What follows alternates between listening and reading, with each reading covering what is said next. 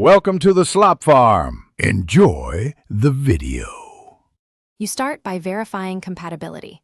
Check Bluetooth version and supported codecs on your phone, TV, or PC, and on the AV receiver or adapter.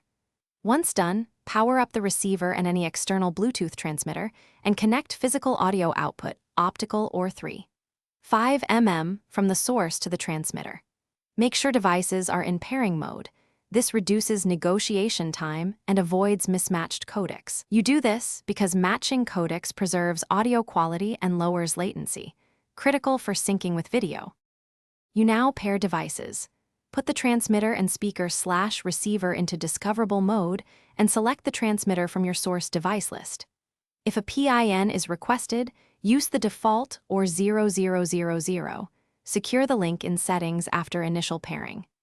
Next, configure audio output format and sample rate on the source to match the receiver. This avoids automatic resampling. Then calibrate receiver levels and speaker distances so the digital signal processor can align channels. These steps prevent dropouts and ensure proper channel decoding for surround sound.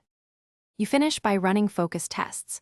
Play high dialogue and bass-heavy tracks to confirm clarity and balance, and adjust subwoofer crossover, delay, and EQ until voices are centered and bass is tight.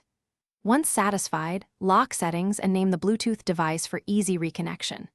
If you notice lip sync issues, enable low-latency codecs like aptX low latency or switch to a wired link for critical viewing.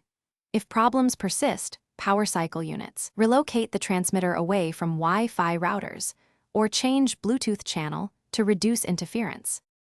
Thanks for watching. Consider subscribing if we helped you today.